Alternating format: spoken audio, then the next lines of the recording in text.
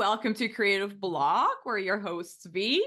And Sean, we interview people in the creative industries about their life, work, and hobbies while we doodle jam. We asked people on our social medias if they had specific topics they wanted us to discuss, as well as some drawing prompts. Today we have with us Jess Cuffe.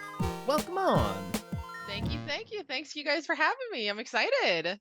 Welcome upon our podcast. Yeah. We're so excited to have you. And I'm also really happy because we got to work together really fast on Wings of Fire, but we didn't get to really know each other. So Yeah, actually chat and hang and everything. It was so fast, but I'm excited. This is gonna be fun. Well, it's about time. And also the main problem before when you guys were working together is you didn't hang out with me on it either. So now we can... It's a hinge, right? You gotta bring it together. But we have so many similarities already because we found out through one of the questions of our listeners that we all play D&D, right? Mm-hmm. Whoa, that's cool. Nice. Yeah, I love D&D, I've at the guys. very least, I've at the very least dabbled. I've to be honest with you, I've mostly played the off the beaten path types, like it's Humblewood where everyone's a forest creature, or a sci-fi one. Or I've mostly played those ones rather than playing a whole lot of standard D&D, but I do enjoy it when I play it. Yeah, D&D is such a fun game, and it's so cool that it's opened up to all of these other fringe games or expanded on stuff. I love playing Kids on Bikes and Kids on Brooms. I love setting up dread games and all that stuff. It's just such a blast to be able to do and everything. So, Are you a DM? yeah, I DM and I GM. Actually, and minor plug. But this last year, I got the chance to be able to DM for an event called Nerd Night, Drinking and Dragons, which is super cool. It was so much fun. I had such a blast, but I've been to that event multiple times because I love doodling for those events. Ooh, yeah. When Dude, things nice. are going on. So it's a ton of fun. But yeah, I run several games for friends, especially college friends that have moved down and stuff, and for coworkers and everything from the multiple projects I've been on. So yeah. You're the designated DM on all the shows. I have the habit of volunteering. I have a friend like that, Kyle Caps. He's the DM for everybody. That's so funny. Dungeons and Dragons is such a fun way to practice world and character building, and the applications of bringing it into storyboarding, storytelling, character building, world building, I feel is so interesting.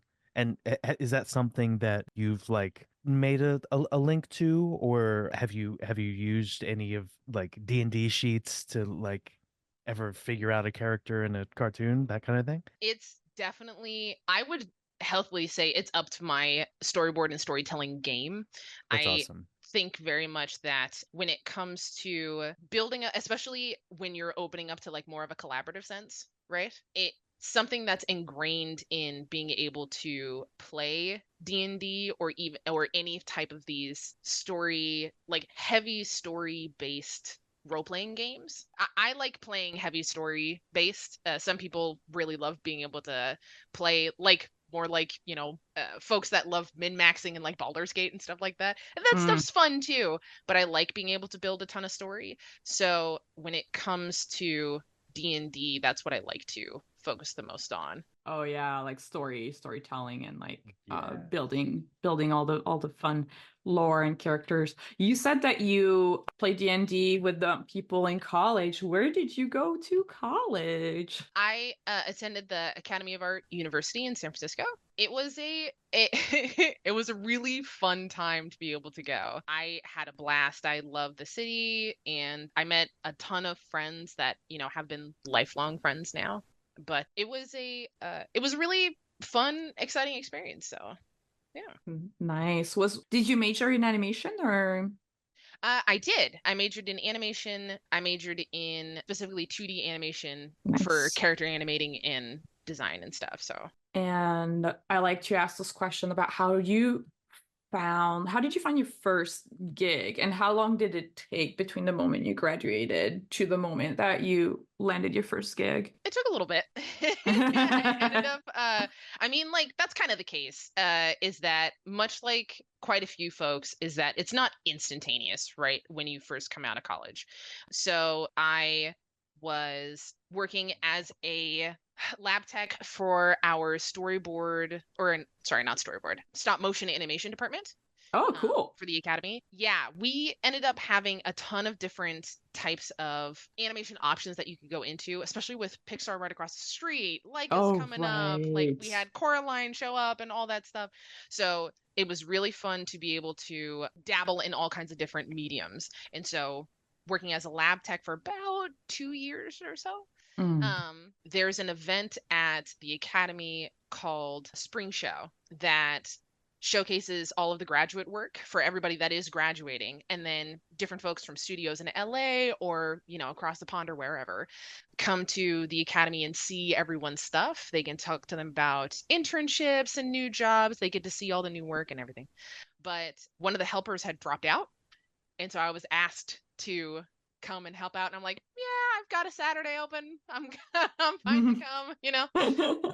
And as I'm helping out and touring around the place, at one point, one of the heads of the department, who used to be one of my teachers, she's like, hey, Beth Souza, hey, Beth. She had me show around to gentlemen to where they were going to be having lunch, like just kind of walking them around a little bit, show them where lunch is. And when we got there, it turned out that the kitchen had caught fire.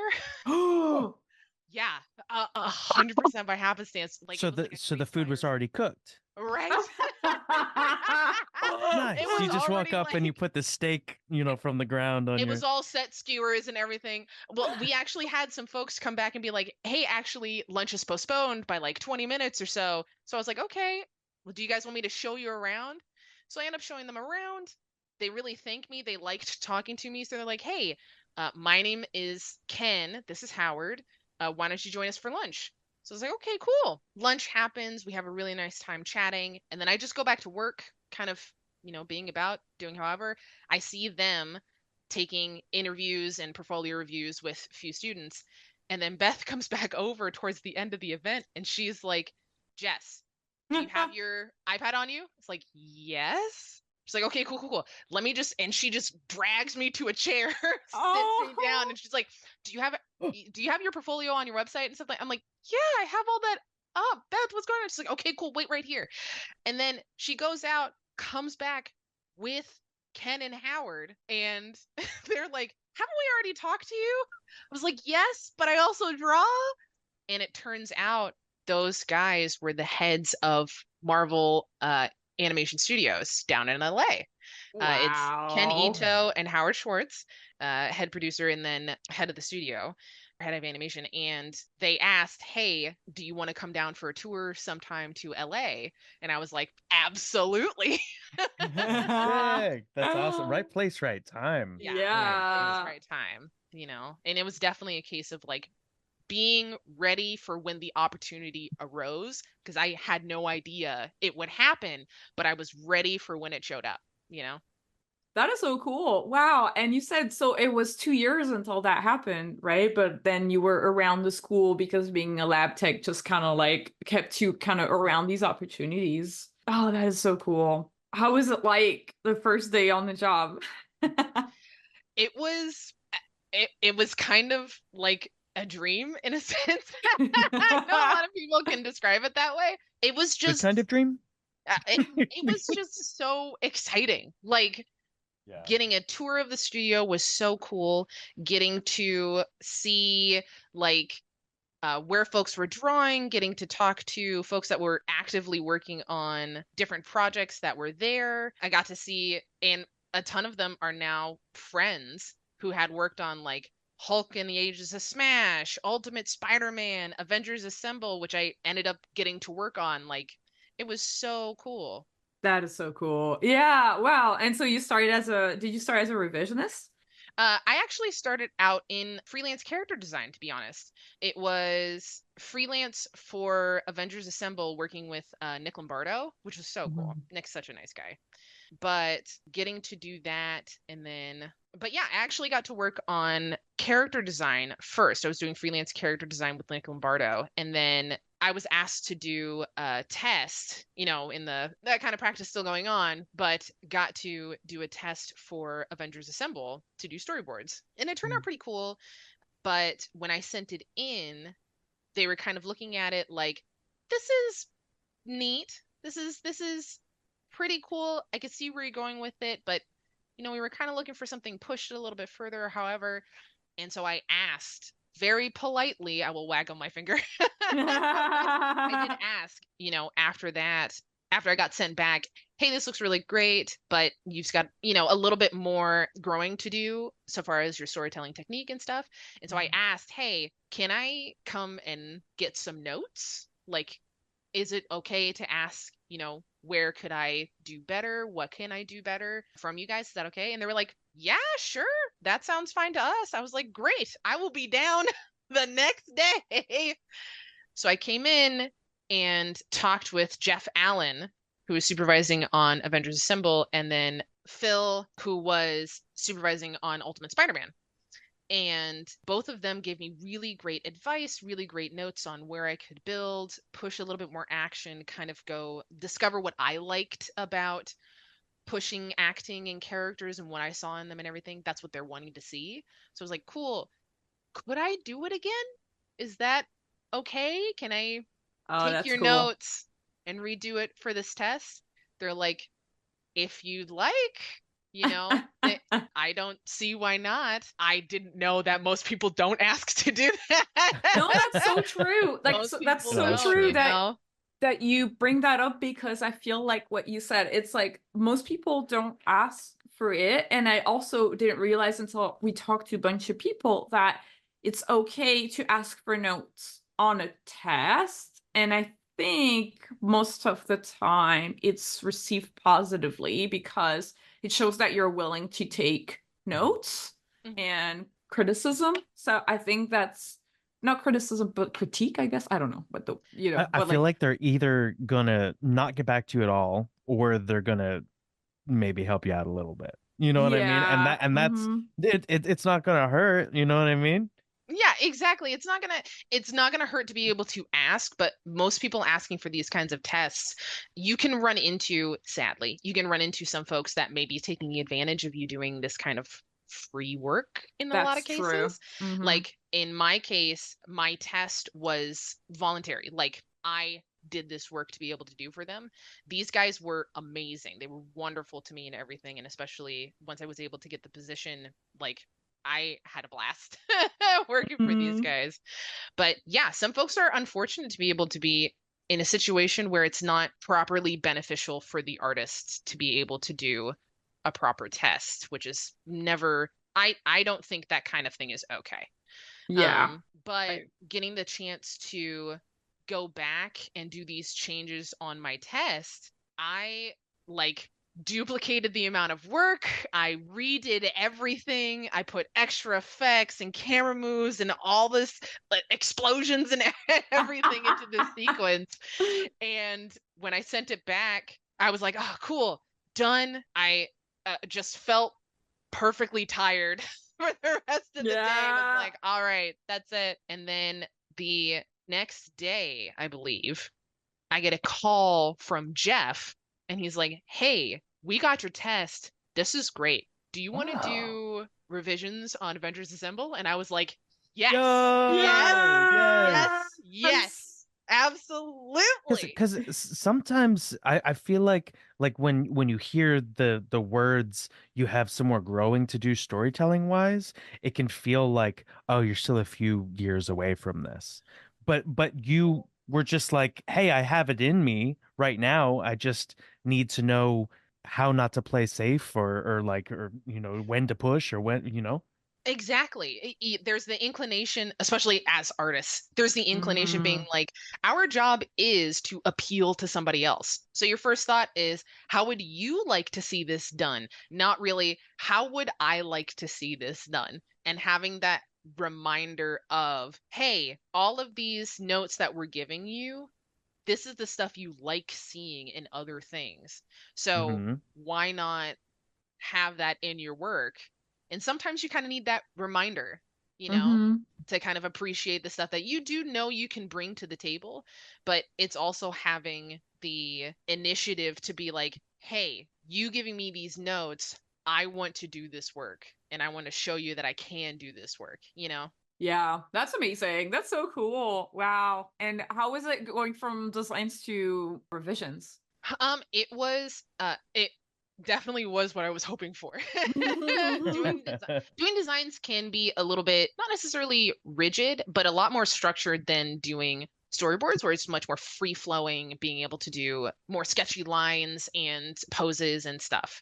But I back and forthed on being able to help out with design freelance and being able to work on storyboards for Avengers Assemble. Got to for Avengers, it was a lot of revisions work up until Black Panther's quest, and then I got upgraded to doing full boards, which was so exciting. Mm? I was super excited to be able to do it. That was awesome.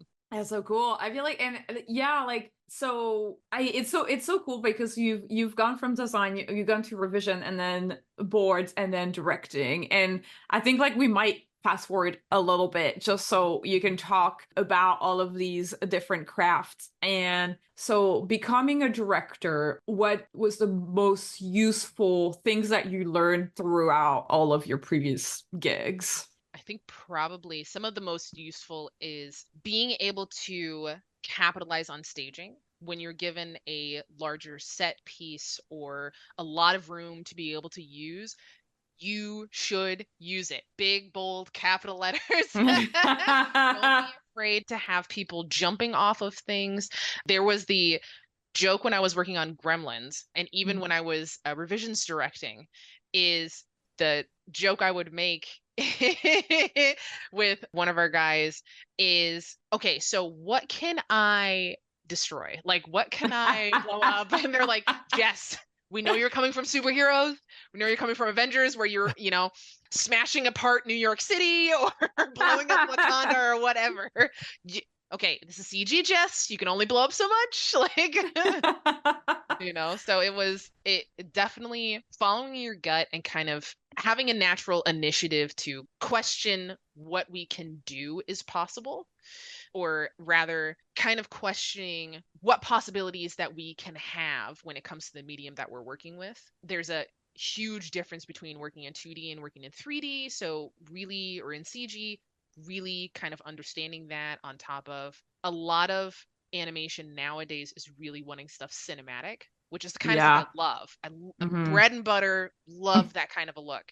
So being able to bring that kind of a look to like freelance for Invincible or in Gremlins or to Black Panther's quest, that kind of drama when it comes to the acting, everything, loved it. And so pushing on it even more and being kind of ravenous for no matter who you're working with.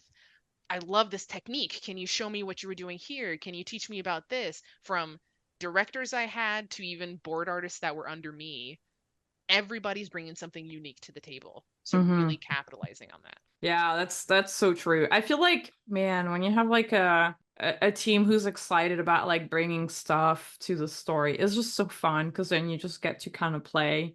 Wait, can you talk a little bit about the difference between like working on 2D and CG? Since Mm-hmm. you've like worked a bunch in both. Yeah, it's definitely both have their challenges, right? In 2D, everything that you're building is everything has to be drawn from the backgrounds to, like I said, smashing buildings apart to if characters have changes in their character design, even as minimal as having like a cut on their face now, that stuff has to be tracked through the rest of the episode because an audience will notice, right? Especially in a CG show when everybody's getting beaten up everywhere. If Spider-Man's mask isn't on his head, he needs to not have it the whole rest until he picks it up again at some point. Yeah. But counter to that, in CG, there's a greater allowance for being able to have those kinds of changes because you can have them just built into the model. So you have different models that will have those changes already put into it. Mm-hmm. And those kinds of things can be called out in all of pre-production, which is where storyboards lives, right? Yeah. Mm-hmm. The downside is that we can't make as many sudden changes as you could in 2D. Right. So 2D has you given greater possibility for all kinds of changes, but you have to commit to drawing all of them and tracking all of them. With CG, it's a lot easier to be able to track everything, but you have a much limited pool of options to be able to work with. So a term that's used often in CG is reuse. I mean, it's used throughout animation, but CG especially will capitalize on reuse, which is us reusing previous assets from previous episodes of a show or moments in a film or however. And everybody loves when you reuse stuff. Yeah, it's so true. I got You'll get brownie really good points. at that. Yep. Yeah. Yeah. Your TD is going to thank you for being like, hey, can we use this? Can we reuse this cart from episode 1 in episode 8? Absolutely. We don't have to build new stuff. Use it as much as you want, you know? Yeah. That's so funny. You were talking a little bit before about using different people on your team, like leaning into their individual skill sets. Can you think of an example off the top of just like a time that you've gotten a scene or a couple of scenes and realized like, oh, like this is how I should divide it up because this person is, good at that thing or this thing?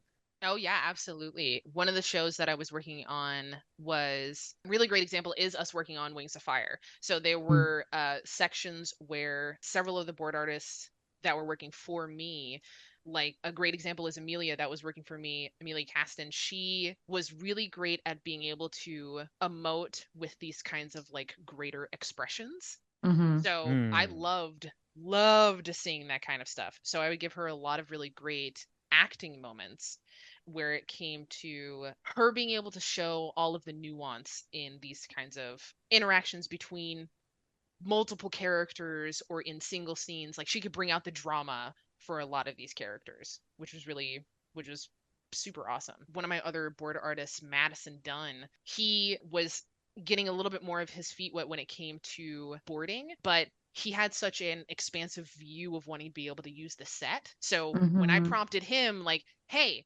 I want you to capitalize on moving everybody around. And he's like, you got it. And he just ran with the assignment, really, which is awesome to see. And especially like on Gremlins, a lot of my revisions artists have such great acting chops. Even though you're working in revisions, you still are a board artist. There's really in position, right? There is a difference. But when it comes to skill set, you have to bring just as much skill as any board artist that's working directly from the script when you're putting all of this stuff together. So it was just such a pleasure to be able to see so many folks just really acing it. Yeah, I think that's so cool when you get to see like your team like grow and do like awesome work too. It's like so satisfying. Having said that, is that something that you would ever fold into giving advice about people's portfolios or reels, like figuring out the things that you're strongest at and really highlighting them, or is that something that you looked out for when, if you're ever in a situation where you're trying to hire someone to balance out a team? I could definitely say that I was looking for somebody that was able to bring balance to a team. In some cases, you want to look for a lot of folks that will think the same. In some cases, you'll look for folks that tend to think a little bit differently or can bring like a healthy contrast to your storyboarding team. But something that I've noticed that myself and a lot of fellow directors can tend to look for is we really want to see what voice you are going to bring to the project. So we are hiring on the basis of you know how to do this job. So seeing storyboard sequences is always great. Being able to see what you guys can do with characters, technical camera moves, all of that stuff is always great. What needs to sing is your storytelling voice. What do you like to see in film? Do you like Mm-hmm. stuff that's more cinematic? Are you really great at comedy? Do you love these kinds of punchlines? Do you like adding effects to your work? How does that translate? That kind of stuff we're definitely looking for when it comes to hiring. So highlighting the stuff you like. Nice. Honestly, You're a clear view of who you are. that's such a good advice because it even though it's like also really hard kind of advice to hear, because a lot of the time I feel like when you're still in school, you're like, I could do anything. Please hire me for anything. What do you want? What do you want me to be? I remember this level of desperation, you know? Yeah. I can smell it. I can smell it on the portfolios. Yeah. Yes, yeah. Yeah, because you want to be in this industry so bad. You've been studying, you've been doing your best, you've learned all the techniques and everything, and you're like, hey, here's the proof of what I can do. It's like the reason I'm talking to you is because I am assuming you know how to do this. So if half the conversation is just reiterating what I already know, you want to maximize on the time of talking about you. Mm-hmm. Why are you important for me to have? Something that is easily missed in school is that kind of business sense, right? Yes. Especially as artists. Where like if I draw well enough, somebody's gonna say yes. And it's like, so technically that could be true, but you can't sit and depend on that happening. You need to make whatever you're experiencing happen, you know? Yeah. What you No, want, that's you got to make it happen.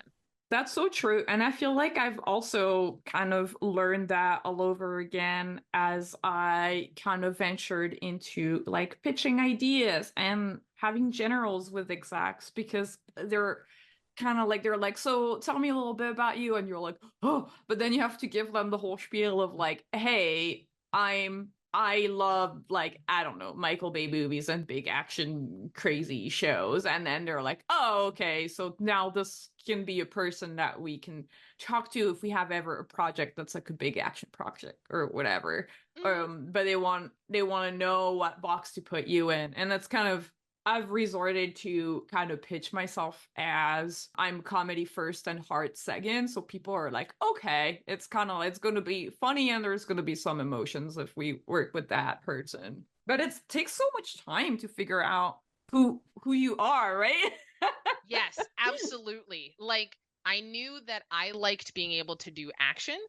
Action is so much fun. I grew up with like bread and butter, Batman the animated series, Superman the animated series, classic Spider-Man, X-Men, like love those shows, ate them up. I mean, even down to Freakazoid. Like I love everything superhero was so much fun.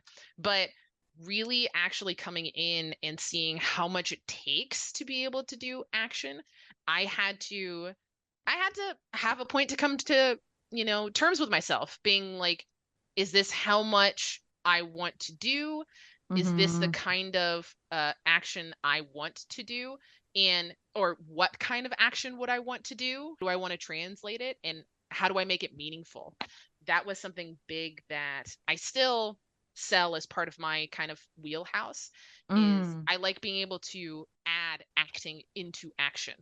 So you get to see so much of the character even as they're doing judo flips and all kinds of stuff. Yeah. Yeah. So like, because there is, honestly, we broke it down and there is supposed to be a difference between Captain America punching somebody and Black Panther punching somebody. There's a total difference about how they do it, you know? That is so cool. Yeah, let's like deep That's down so into acting. interesting. Yeah. How would you like I for anybody looking at the canvas, is there a way that you can like sort of visually explain how like for that particular example, like how do you think about doing that? Like is it in the pose? Is it in what they're saying? Is it like how do you break that down, like the personality behind the punch? The Like that's such a personality, cool right? idea. Yeah, get- well, like, especially when it comes to, like, let me see if I can have somebody over here. But especially when it comes to, like, Captain America tends to stand very solid, right? He will lean into the punch if he's so when it comes to, like, really great example is always jumping. So people flying or jumping always do it totally different unless they've learned it from somebody specifically. So, like, when it comes to Invincible, the way that he flies mimics the way that his dad flies, right? Because his dad is the Mhm. Superman of that world. Mhm. So Nolan tends to fly really strong, huge chest, right? Mhm. Hips, his legs are totally straight and long. He has his big arms that come full forward as he flies, as his dad with his big old mustache. And his hair is windswept, but he's strong superhero type coming in, right? Mhm. Mhm. Mark tends to do the same way. He will fly pretty straight, he will have his arms up, and he tends to fly punch first. You can mix it with Nolan in different times, but Mark is planning on blasting through something. So when he flies as strong as his dad did, right? Mhm. uh Mhm. when it Mhm. comes to, like, the difference between Captain America, Black Panther, Spider-Man, right? All Mhm. three of them, different ages, different cultures, they all jump differently. Captain America will tend to use, and all of them can use different types of props or however, but Cap will usually jump. He has a habit of jumping pretty strong. So he has strong legs. He's got, super serum body. So and he's terrestrial most of the time. So he will jump Mhm. straight down. He will have his shield with him that he's always got Mhm. as he's jumping. But that's different than Black Panther, who is much more animalistic. So when he jumps, he's much more crouched, Mm. head forward so he can see everything, arms back, but claws out, and he tends to have his legs tucked so that way he can land properly, Ooh, right? that's This is so cool. cool. That is so cool. This is Like, stuff that we take for granted so much. Like, because Yeah. you just see the Mhm. drawings and you're like, oh, they just drew the drawing. It just happened to be that way. But there's intent behind all these poses. there's always intent behind the poses. And, like, Spider-Man is trying to get somewhere fast enough. Like, for each one of these superheroes, it's especially bread and butter having this for, like, most of my lifetime. So, like, I know, King of Wakanda, he's always in charge. He's wanting to get stuff taken care of, and he's super smart and everything. So he's super fearless. Versus, like, Cap is strong and he's a symbol for everybody. So he's always chest out, so you know that he's Yeah. here to help you, kind of a thing. Versus Peter, who is this kind of young kid, right? Especially in later versions. He's Yeah, just there's just a little bit of a sense of humor about him. Mhm. exactly. So he's always trying to get somewhere fast enough. So he will often have legs first because that's the stickiest and longest part of him Oh, nice.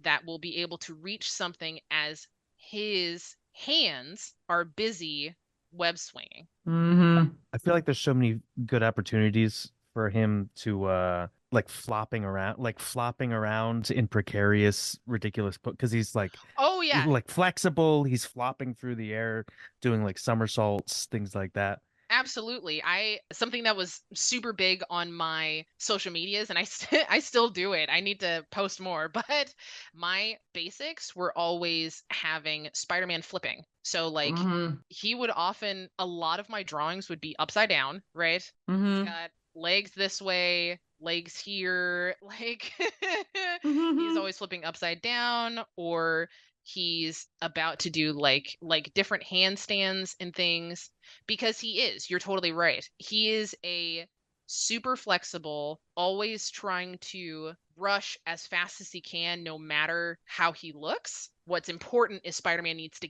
get there, Mhm. because it's especially, like, when you think about it as part of his character, the roughest moment in his life is when he loses his uncle, right? We Mhm. all know the story of Uncle Ben, but Mhm. he wasn't fast enough. And then it happens with, and unfortunately happens with girlfriends he has, with friends he has. It's a Mhm. constant that we see in like Spider-Verse and all kinds of things where, you know, Spider-Man's always trying to get there. He's trying to help. He tries so hard that it shows in how he moves. No matter what part of him is forward, whatever it is trying to reach for whatever. Like that dream where you're always late for class or something. like he's always late for class. Which is He's missing something, you know. it's so yeah, that's kind of like his whole shtick, right? Because he's trying to be a normal person on top. He has like the double identity thing going on where he's like trying to hide that he's a superhero and he's just trying to be a regular person, which is like I think very relatable and probably why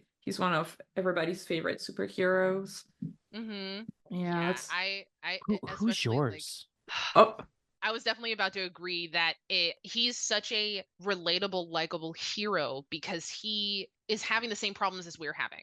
Right? As much yeah. as he's got all these superpowers and he's fighting these crazy villains and everything, he's still Peter Parker in a suit. He's still a guy just trying so hard to do the right thing. He Isn't wants it? to help so bad, and he wants to do it in a way that is beneficial to the people he cares about. That's all we're asking to be able to do, you know? That's so true. I was gonna say real fast. Isn't that like what all of us regular Joes going to work in this capitalistic world? We're just trying to hold it all together, be to work at the on the right time, and take care of the kids, and doing it all. Yeah, Just like Spider-Man. He's very relatable in that sense. exactly. You know, Um, he's just trying to live his life too. yeah. Yeah. Sean, are you gonna Oh ask yeah, the question. the question? What do you have a favorite superhero, and is it the same one that you like drawing the most? I mean, technically yes, but but this is definitely a divisive topic for comic nerds. You know, who's your favorite hero, kind of a thing. It'll Yeah. it for me definitely differs between the two great houses, right? Between Ooh. DC and Marvel, but in both cases, on total opposites of the society spectrum, I love Batman and I love Spider-Man. Oh, that's so funny. But it's true. I think you know what? They're the most famous at least. Cause like I remember the time of my life when I knew nothing about superheroes before like all the big Marvel movies, the big blockbuster Marvel movies. And Batman and Spider-Man were definitely the only two that I knew. Like Mm-hmm. and they've got cool designs. Batman has such a cool design. He's so fun to draw. He's so fun to draw. So fun to draw with his cape and everything. And you can But simplify him in fun ways because Mhm. of his cape. You can almost turn him into like okay, I feel like drawing him like he's just a rectangle. Like he's a Yes. rectangle because of his cape. Like and I think you can stylize him in like simple shapes in a very fun way. That mhm. is so true. Just also the little ears. And oh my gosh, have you guys watched the Batman Spider-Man by Small Dude, Boo?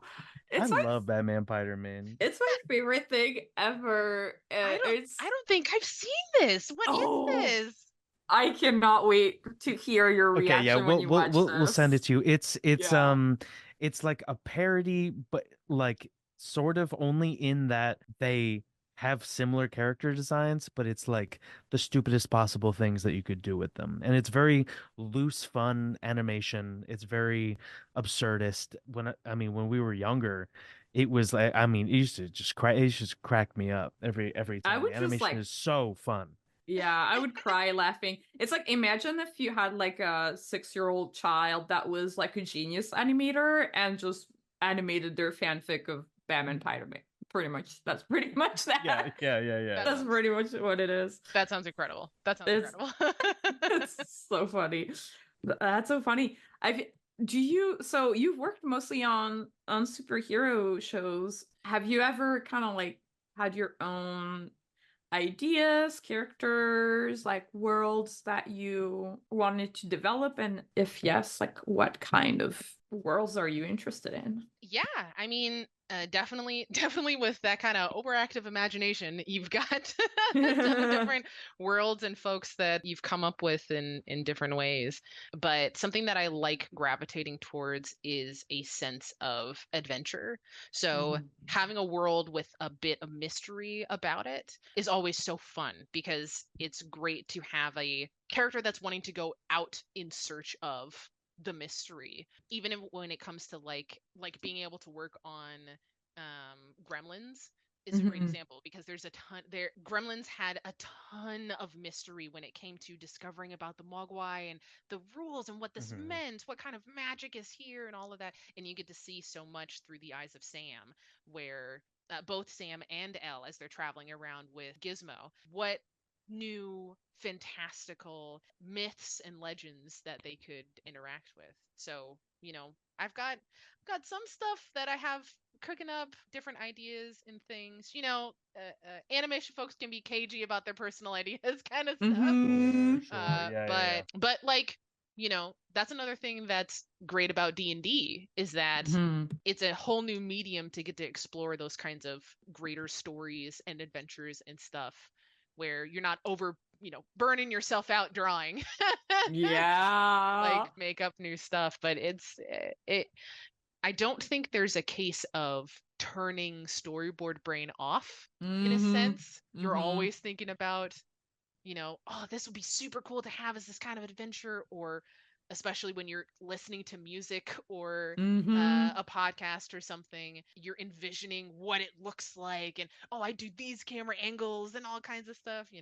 What kind of music do you listen to get inspired to like board? Oh man.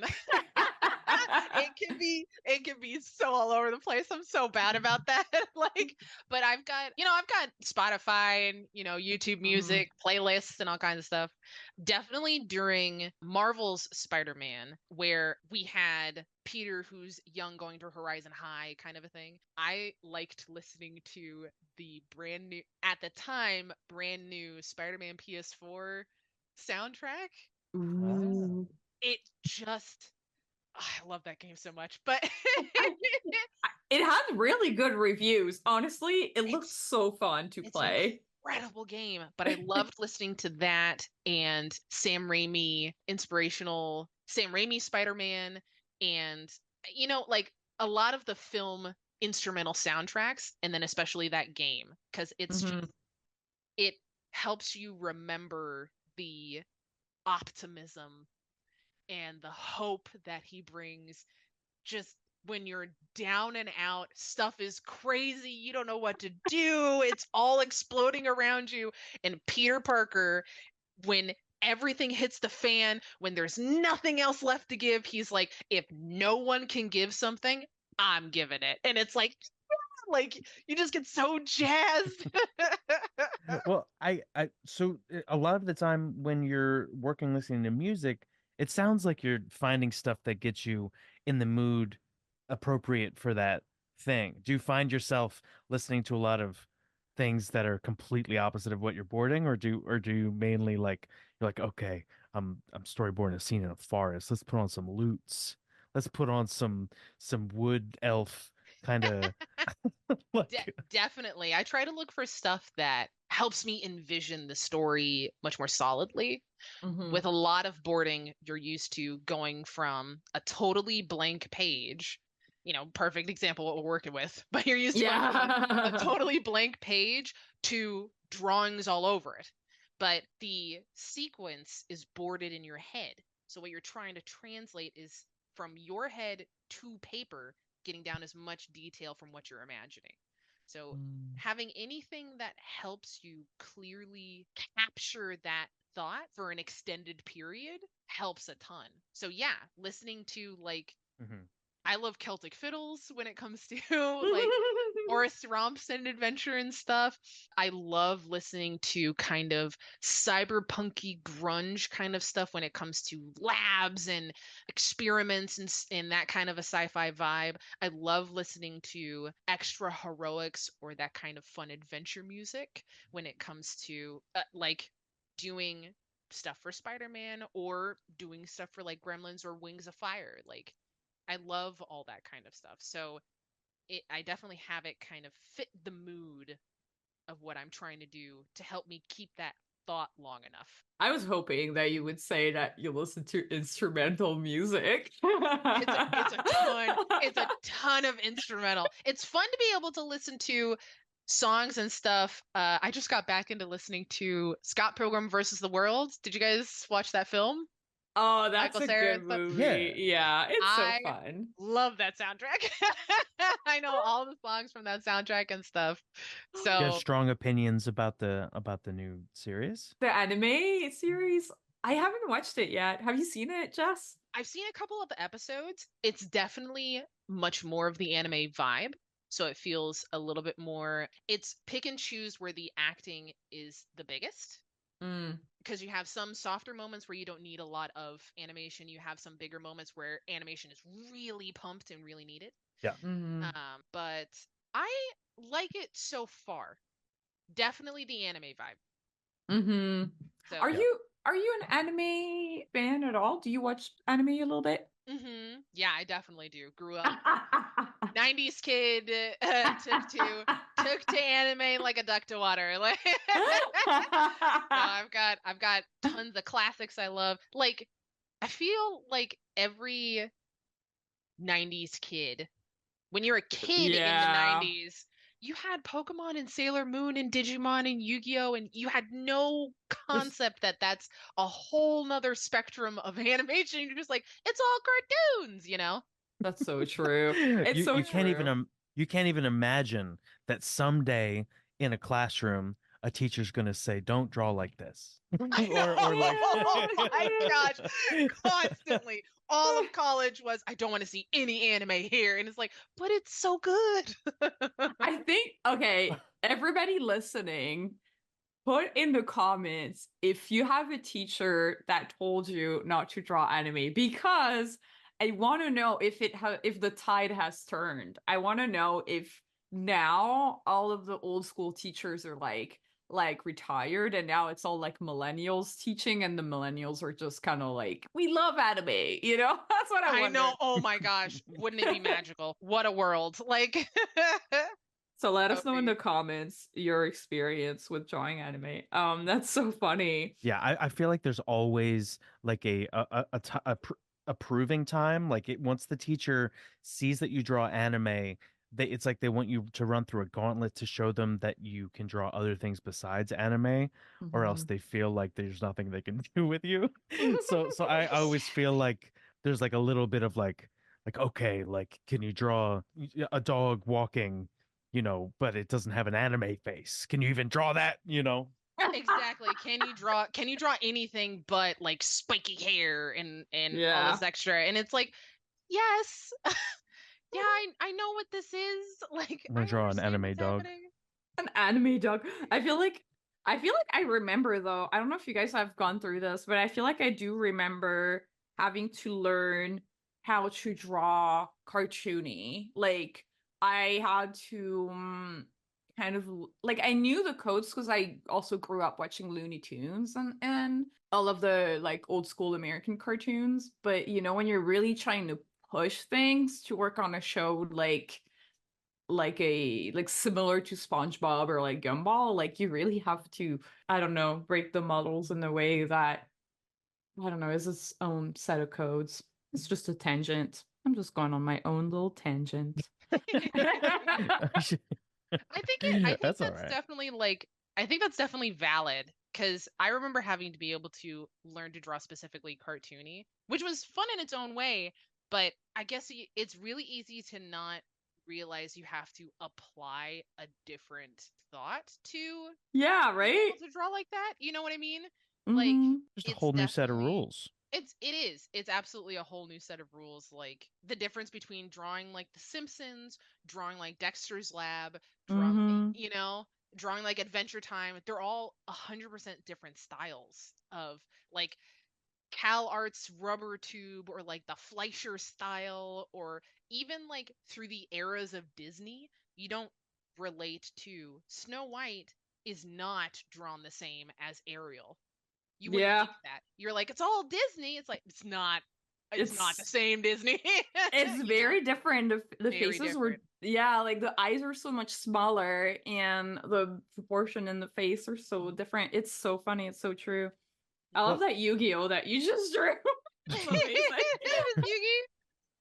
Do you have a style that was the hardest for you to learn? Speaking of learning how to draw different styles or like think in different style languages, do you have a style that was the hardest for you to learn, whether it was on a show or even outside of a show? I will probably say actually my style jump between working on Spider-Man and then suddenly working on Gremlins was very jarring because I was used to much more realistic proportions. Like a lot of superhero shows tend to be in semi-realism. You know, it's the same thing with like Yep. a ton of new action shows is that kind of semi-anime, more Western anime kind of a look, but it's all realistic proportions. Everybody's got muscles, clear muscles, like. But working on Gremlins, you're drawing kids 95% of the time, or baby proportions, which was Gizmo. So Jess, why is this kid so muscly? I got that so often. Or like, guys, you have to remember Gizmo's arms can't touch the top of his head. We kept trying And they're to not do that. buff. He doesn't have biceps, guys. He doesn't have biceps. He can't do push-ups. He can kind of pull himself up a little. Like it's Wait, was he like a Funko Pop proportion? No, his head was smaller, right? I know he was about like 2 to 2.5. So his head was pretty much the same proportion as the rest of his body. So he was like a 1-in-1, right? Or Yeah. like his head was just a little bit smaller and his body was just a little bit bigger. But like his hands came up to midway up his eyes. He could never, and all of the Mogwai had that issue, right? So it's like, Right. So like try to put this guy's hat on. Give him a hat. Try to have him put it on. you know, You or won't be like, able to. hey, can we have Gizmo pop up on this box? It's like if you can find a creative way that he gets there. So there's a lot of Gizmo jumping of places. But like even Sam and Elle, when they're moving around and doing different things, they have kid proportions. Their heads are big, their eyes are much bigger, their arms are only so long. Like, you know, they can't lift stuff in the same way. They have to do Even lifts, bro. I mean, yeah, you know, like it's definitely That's always an interesting thing that I notice that some writers on shows run into is they end up writing a lot of situations that the character can't do. Like there's a whole lot of like, have him touch his hat and put his hat on and adjust his hat and like if the character can't reach his head, you're like, can you please stop putting hat jokes in? exactly like we can't do these jokes, guys. You have to take him out, you know. I once had a character that was supposed to tie his shoelace, but it was one of those like little chibi cute characters that have no clothes. Mm-hmm. And so it's like, what am I supposed to do with this? Yeah. He's tying his feet hair. Exactly. It's like I don't know what to do. It's so funny. Oh my god. Yeah, like drawing in a different style is so tough. Yeah, it was really it was a kind of jarring experience, but a fun one. To be able to like have that kind of a new challenge of, okay, so how am I supposed to tackle what this kid looks like? How does his backpack fit? How is he going to operate around the world? You know, like it was a lot of different challenges to go over, but a ton of fun. I had a great time. Yeah, the show looks great too. Man, yeah, same team. Like a lot of the people went over to Wings too after. Yeah, and a ton of folks went over. It was a good time while we had it. I know, right? Yeah. This is like our series of episodes where we just reminisce about Wings. Right, We had like exactly. Gerald. And then I'm like, yeah, wasn't Gerald, it so yep. fun when we were all on Wings? It was all I'm over. like, I remember it too. I'm just... Oh my gosh, yeah. Yeah, and you're like, stolen valor. You're like, shut up, Sean. But talking about Gremlins, our patron Mallard asks if there is anything that you keep in mind when working on big established franchises like Gremlins, or if your work process and flow are the same as an original project that people haven't seen before? I would say there's definitely a lot of stuff that you have to keep in mind, very much so, about something that's established. There's usually specific rules about how these characters will act or specific things to include. Like for Gremlins, we had to be really smart about water Oh yeah. everywhere, not just Yeah. with CG issues, you know, with fur textures and things getting wet and whatever, but the rules of how water relates to these characters. Gizmo doesn't Yeah. want to get wet. Mhm. Vehemently It's doesn't like want you to get realize the wet. whole scene is raining and you're like, oh shit. Oh Yeah. shoot. You know? So like so your first thing for Gizmo to do, Gizmo has to find some cover. He has to find some cover or he is in Sam's backpack the whole time. You know, like it's very, we had that happen in an episode where it was pouring rain. Somebody pulls out an umbrella and it still has holes in it, and so they have to get somewhere dry because Gizmo can't get wet. Like, but there's a lot of similarities between me working on original projects and established projects when it comes to, like I said before, characters having specific acting notes that should differentiate from who they are to who they're going to be relating to. Elle acts differently than Sam. Gizmo doesn't act like either of the kids. You know, in Wings of Fire, we had several different dragons. They should all act differently. When you have a cast of characters, it's the same thing in live action. Unless specifically noted, everybody's going to act differently. Even your extras are going to act differently. So that's a lot of what you keep in mind when you're storyboarding for animation. How often do you think of that in terms of like what's this character's motivation, like as a tool to like figure out how they're approaching the scene, or is it more of a just like what is this character's default way of acting for you? You probably end up doing both. I know that I do. In a weird way, you envision you sitting down with these as real people and being Mm-hmm. like, okay, so how do you act? Mhm. You kind of storyboard artists can put on their own kind of acting caps in a way of being like, I'm an actor, how would I go about this scene as this person? And you kind of think through it in that kind of a fashion, you know. That's so true. I feel like that sometimes like it's hard as a board artist to be able to act out all these different characters. It's also a lot of fun, but I don't know if you guys have ever gotten to know, but sometimes I had like a very specific, like fine-tuned acting in my head, and then which involved like a character trying to put on a face and to smile in order to hide that they were upset. And then the directress was like, why is she smiling? It looks like she's being a bit like a like cut back over If like you sent this emoji, I would be confused. Yeah. and I was just like, man, like my heart's like, I was like, that's not, she's not being mean, she's trying to be strong. I was so sad. Yeah, exactly. Like, I'm just trying to relate this to you, you know? Yeah, But so funny. yeah, I've definitely gotten acting notes where gotten a ton of acting notes where somebody's like, these people are too smiley. And it's like, it's awkward. Like, what do you No. do in an awkward situation? You don't just like jitter awkwardly. You're trying to like, it's fine. Let's not ask about how bad this is, you know? But it's hard to like make a face because that's like this universal language where you can understand how a person's feeling, and a lot of drawing and jokes and like trying to get acting across is about like trying to like dummy proof it a little bit, like that the Uh-huh. most possible people will understand this emotion.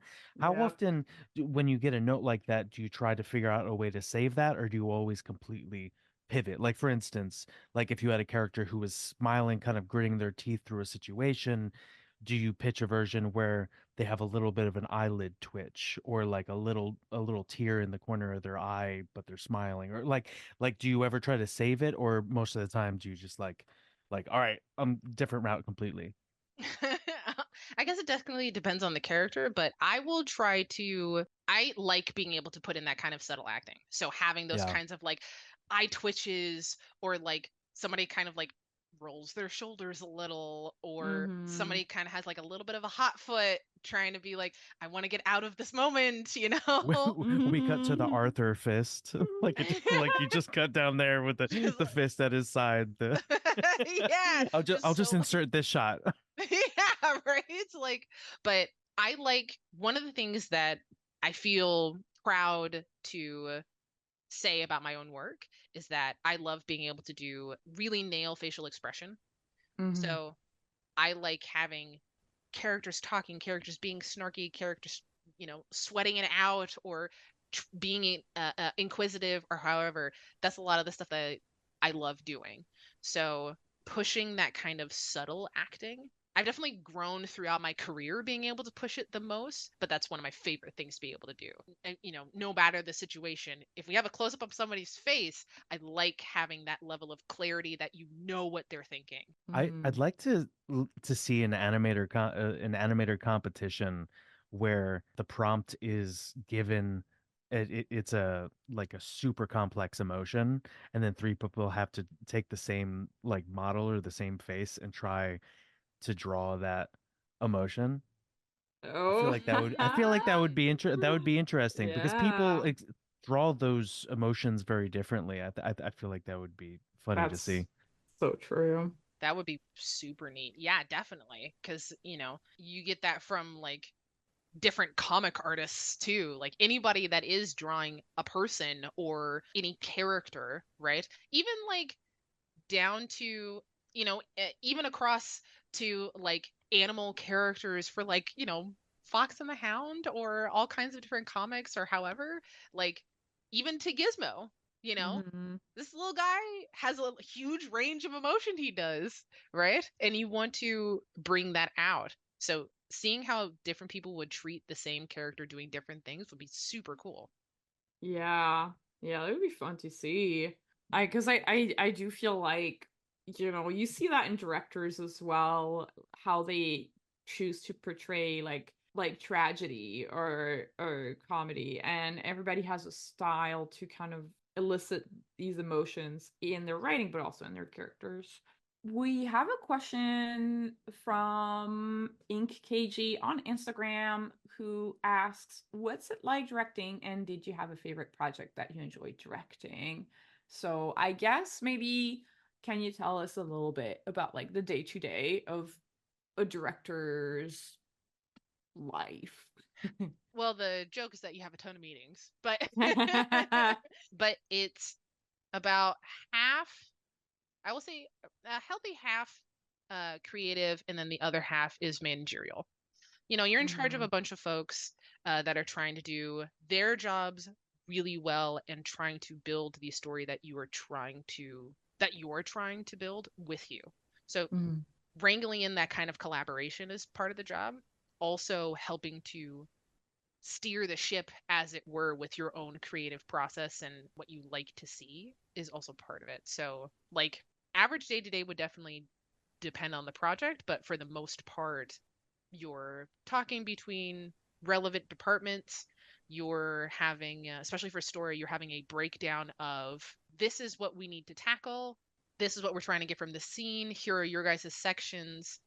I like having one-on-ones with Mhm. my board artists to be like, hey, why don't you talk through with me what you'd like to do for this scene? Because that's something I like doing with my own directors. So I like being able to give my board artists the chance to talk out ideas and have it where I'm like, hey, actually, yes, let's go ahead and go through with this idea. I'd love to see what you're going to do with it. Or this helps to maximize on the time they have because we all have to follow the schedule. Slaves to Mhm. the schedule, you got to slaves to deadlines. Um, this helps to keep folks on track to be like, I can see where you want to go with this, but this is how I'd like this broken down a little bit more. Let's lean a little bit more towards this way. Mhm. Mhm. Yeah. Yeah. So that's a lot of like the day to day with me for the most part. I have a great question from Instagram by Cashman Dimps, who asked, "It feels so rare that I see people that look like me in leadership positions in the animation industry. Are there any challenges that come with being a Black woman animation director? If so, how have you overcome that struggle?" I've definitely gotten this question often. Mhm. But it's the case with the territory. There's a really great saying that I ended up getting from several folks that were working with me on at Marvel, folks that were working on the different projects there, is that yes, there are certain things that allow you to be able to get in the door, but you still have to show up. Mhm. So I've been very fortunate to have be in a position and in different productions where I haven't had to struggle as much when it came to someone questioning what I'm capable of outside of me showing them this is the work that I do. Mhm. So when it comes to being hired for a myriad of different reasons, yes, there can be opportunities that open up because of diversity, which is great. Being able to have that opened up to a lot of folks is awesome.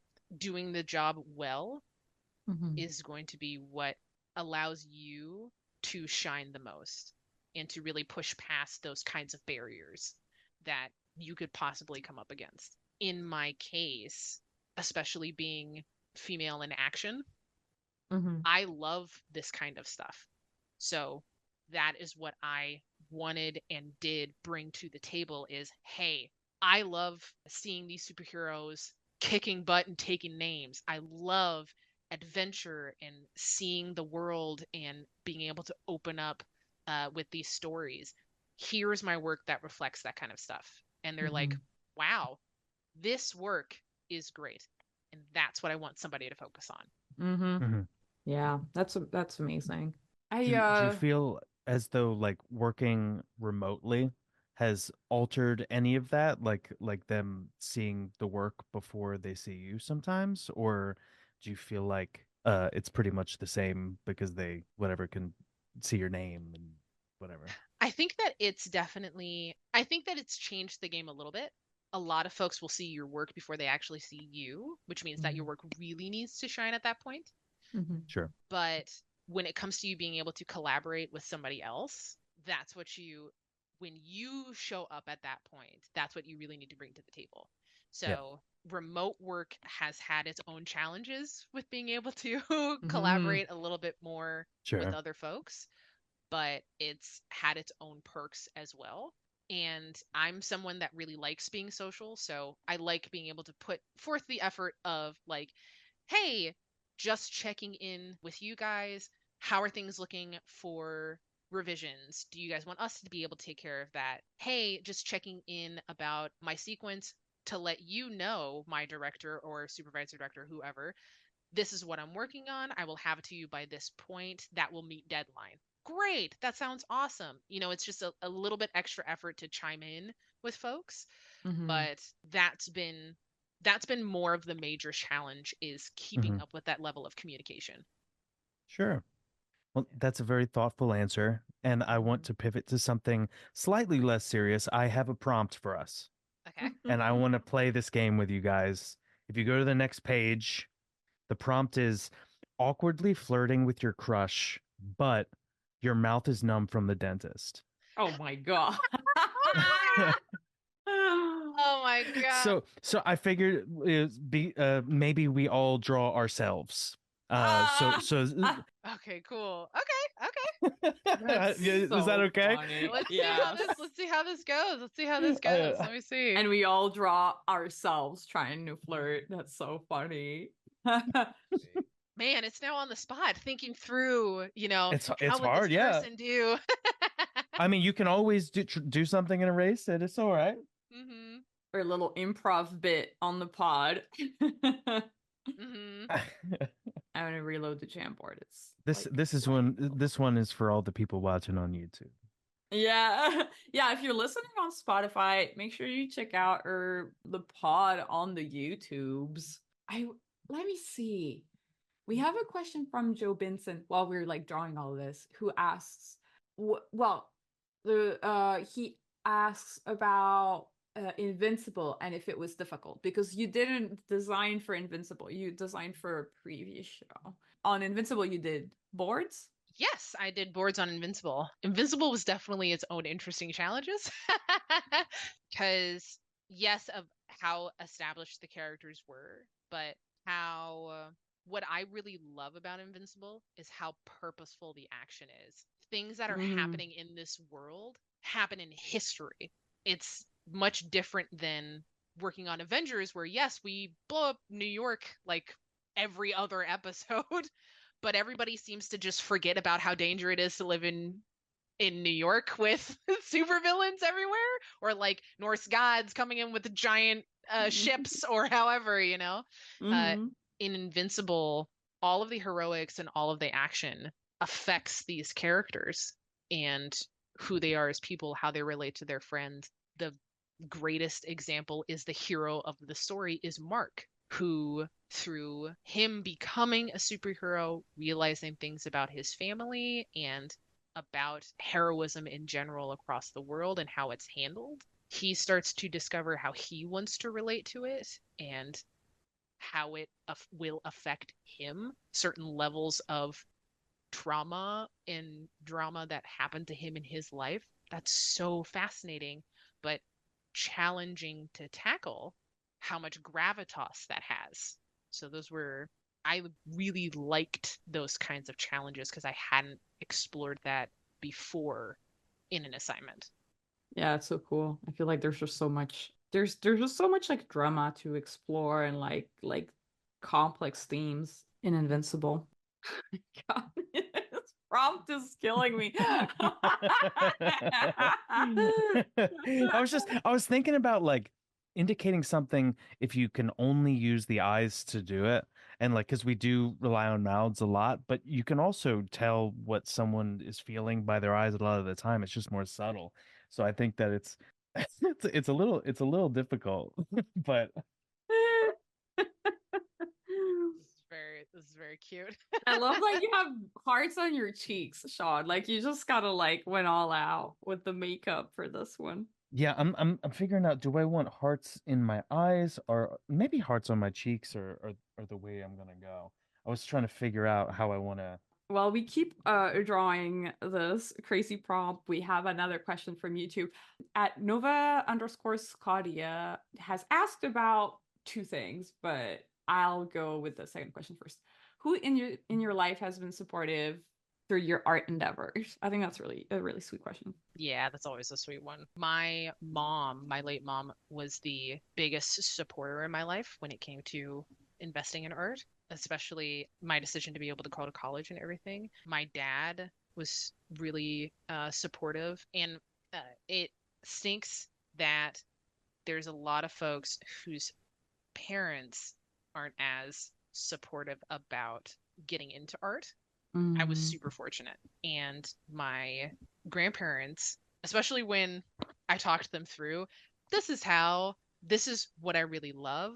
This is what I want to do. And I'm very passionate about it. When you really show your conviction when it comes to the things that you want to do, an environment that really cares for you and wants you to succeed. If you show the passion that you have, like in my case, I showed the passion of this is what I'm meant to do, this is what I want to do, and I'm going to work so hard at being able to do it. My family was like, we believe you and we want to support you.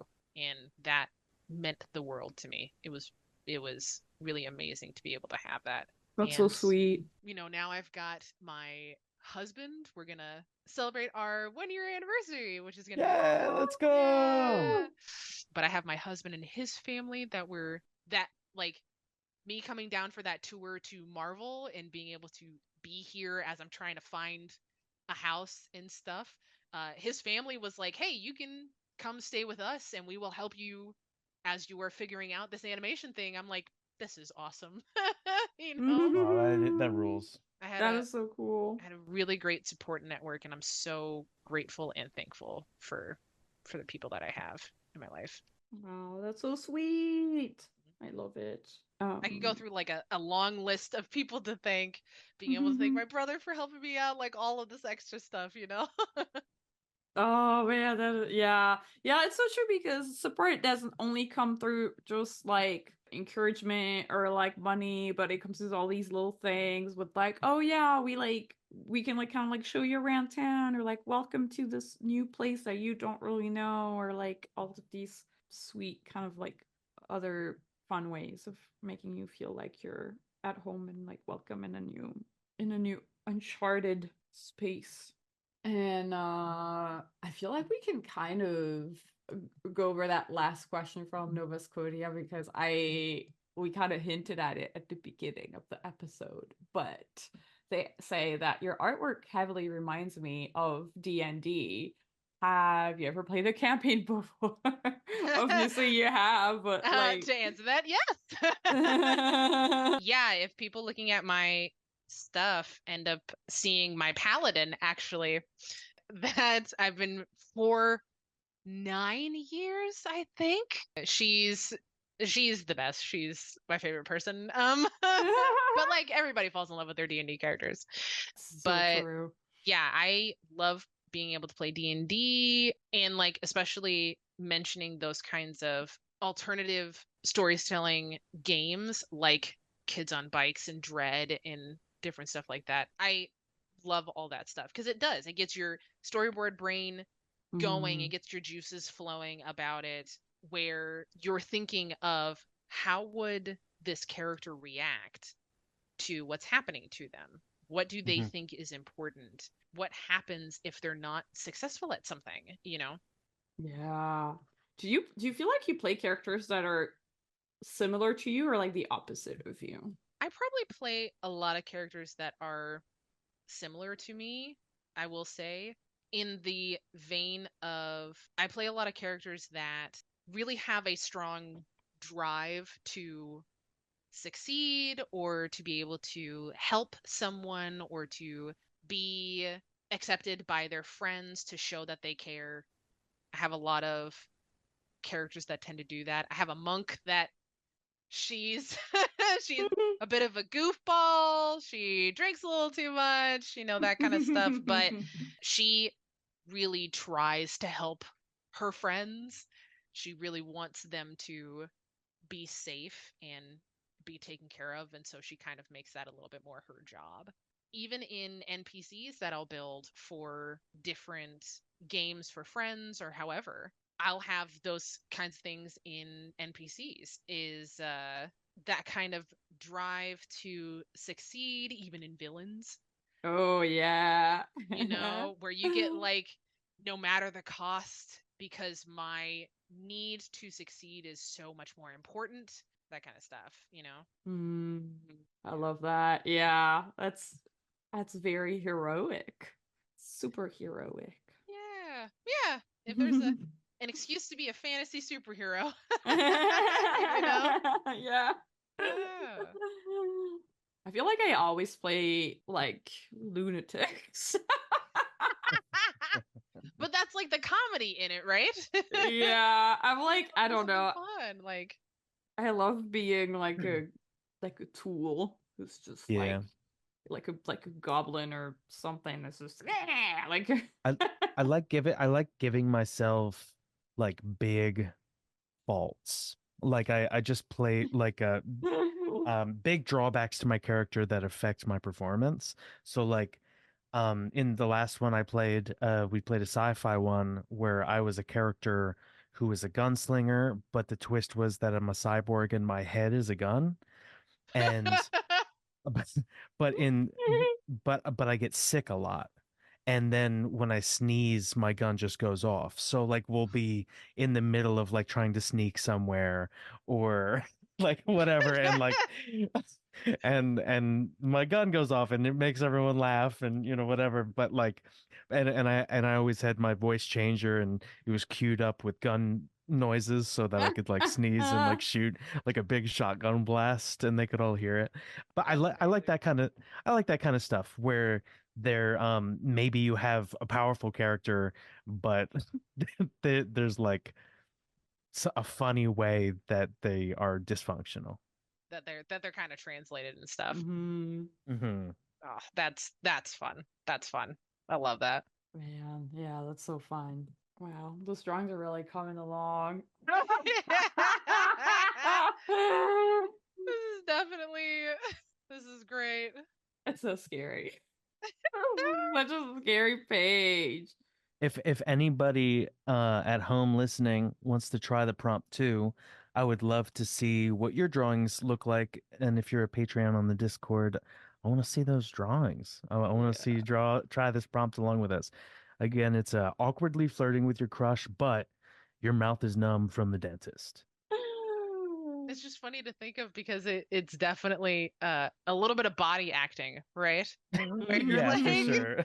where you're like, since you can't say anything, how does your body do it? Like mine is totally envisioning I have to tell them now that I think that they're cute. So it's like but trying to smile, so it's like ha, you know? It's like you're overcompensating way too hard Way because you too can't do hard. the mouth thing normally. Yes, absolutely. And V's is just leaning forward like a sociopath. Let's see how close I can get my face to you. I You love know? these Yeah. eyes. I love these eyes of being like, don't I look so cute? Yeah, and it's absolutely awful. It's like, please, like, I don't know, run away. It's your I- last moment, your last I can minute alive. I can imagine this character V that you drew being somebody that just heard some sort of saying or a poem about how like your true love, they should be able to look in your eyes and see your soul and tell them without any words how you feel. And so you're like trying to make them see your eyes as open as you can. As Like wide as look possible. look and dive into my eyes and deep into my tr- pool of truth so that you can understand my emotion. Right? Sean, I love yours because it's got this almost like come hither. Like this is a good, this is a solid look to be like, oh yeah, they're definitely gonna come over and like start flirting with me. I partway through, I realized how hard it was to draw a hand that looks like you're wiggling the fingers like this. Yeah. I was like, dude, what have I gotten myself into? This looks crazy. But I love it. I love it. Oh my god, that's so funny. Oh. Wow. Wow, love languages, y'all. See, Mhm. this is how you know. So you've learned just by watching this episode and listening to us talk about animation, you've also learned how to awkwardly flirt in 3 different ways. In 3 different ways. It's all about body language, guys. No, we haven't put the results of flirting like this. We don't see the reactions. I'm not Yeah. This isn't how to flirt successfully. This is just how 3 ways to emote flirting without using your mouth. It's Mhm. 3 possible ways. It's 3 No, possible ways. But this is and, perfect character acting. It's particular to each character. and you'll notice that like there really is 3 very different ways of expressing flirting. Like body poses, like it's not just everybody just winking, or it's not everybody like doing the same thing. Like we in your minds you each approach this emotion so differently, and I think it's really interesting. Yeah, it's so funny. Yeah. Well, thank you for playing along with me. When I can, I used to do this all the time, but then I realized how hard it was to keep up coming up with games for every creative block. I was in my try hard phase of like trying to prove myself on the show, and I would like try to come up with a game each time. But every once in a while, we just come up with one in the middle of the show, and I don't know. I like getting a chance to draw with you guys because this is how my love language is drawing. This is how I communicate with people. This is how I make most of my jokes, and so I feel just drawing this picture with you guys, feel a little bit more connected to you. Aw. Oh, that is so So sweet. cute. That is, what is it in actual love languages? I think there is quality time. Sean's love Quality language is time. quality time. Quality time. I Mm-hmm. very much agree. Yeah. I feel like Yeah. that can be a lot of cases, especially with I like being able to do that, just looping it to being to directing. I like being Mm-hmm. able to do that as a director because that allows for everybody to kind of be on the same page with the level of creativity you want to be, but you get to see different treatments like this, like different treatments of the same idea, but they all feel like they add up to Yeah. to the concept, you know? Right now I'm directing, and when I hand off a file, sometimes on a layer below, like something that you can't see because there's something blocking it, I'll draw something funny to see if the artist ever sees it. Like I'll sneak in little things to the drawing to try to make my people laugh, and I don't that's I like it. You leave little Easter eggs in the files. That's so cute. Like in the margins and stuff. I love that stuff. Yeah, I feel like I'm so basic. I'm kind of more like words of affirmation. So I'm just like when somebody turns in something really cool, I'm like, oh, I Hang love in all of there. these things. Yeah, I'm like, I love this that you did this specific little acting choice, and I like how you drew this thing. It's so funny. Yeah, it's sharing that kind of level of positivity, right? Yeah. Like hey, you should feel good about the good stuff you did do. I may have notes, but what you did, this part's awesome. Like Yeah, Yeah. you know? yeah, Yeah. Do you experience creative block, Jess? And if you do, what do you do? How do you deal with it? I do definitely. Mm-hmm. Sometimes, I mean, we all experience burnout. Sometimes you just get to a point where, and I've said this before, where like your CPU, your processor is just overheated. You just can't keep churning out new ideas, you know. So I like turning to, I mean, like even with basic stuff of turning to like films that I like, rewatching those and remembering the things that I like about them and then trying to capitalize on that. Sometimes I do draw, just doodling anything. And I tend to sketch in pen primarily. I don't really sketch in pencil. It's much more permanent and makes you have to be purposeful.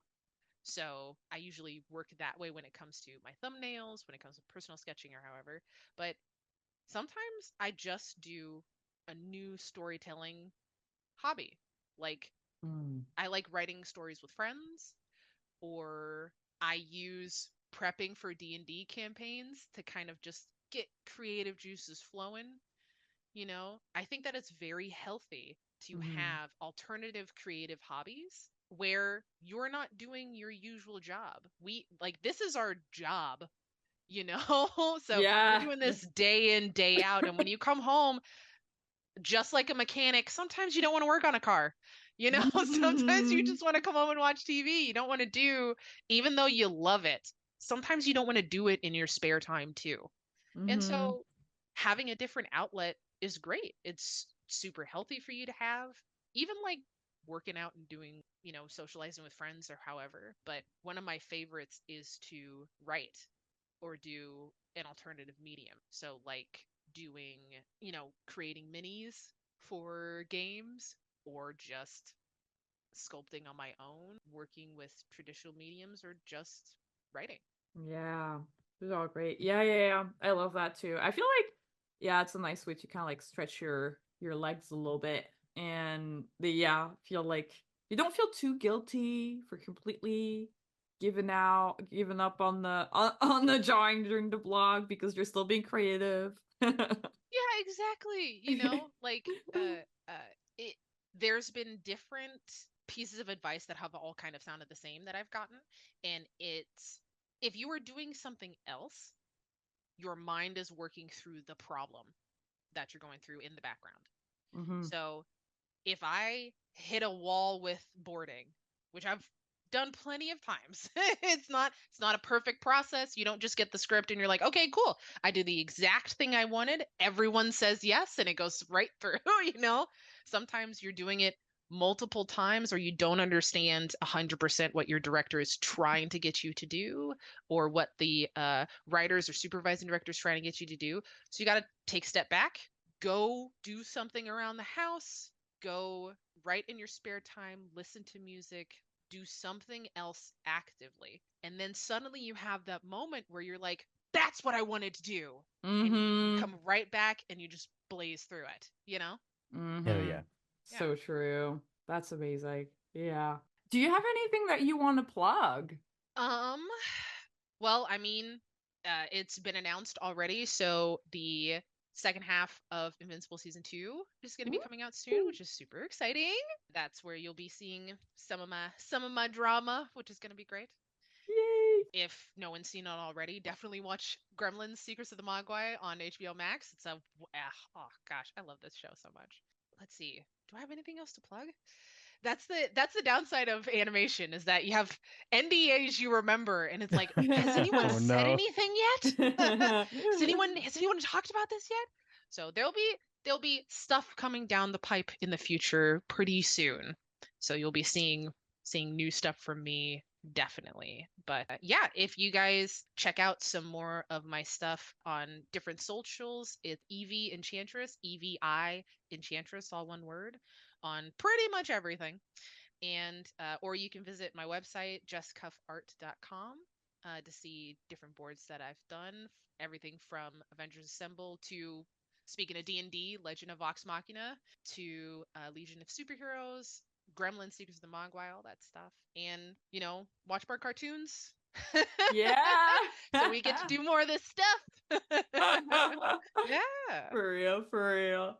Oh man, that's amazing. And all of these links will also be in the description of the episode. Well, that's the end of this creative blog. Jess, thanks for being our guest and sharing your story. Yeah, thank you guys so much. This has been such a blast to be part of.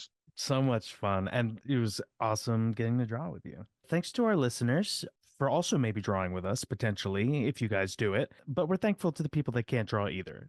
Follow us on social media at CRTV Block, where we ask for drawing prompts and questions to ask our guests. Huge thanks to our editor, Clements, for editing the podcast. Even huger thanks to Marco for helping us produce the show. And extra huge thanks to Ibuka for creating the short clips we've been putting out. If you love our show, you can support us on Patreon. Becoming a patron gets you early access to interviews and access to our Discord community. You can also support us by interacting with our content, like subscribing, commenting, liking. All of these help us get more reach, get viewed by more people, and that helps a lot. And comments, what did we say? We gave you some commenting prompts during this episode. Click the link in the description of this episode for the Patreon and Jess's socials. I've been your host, V.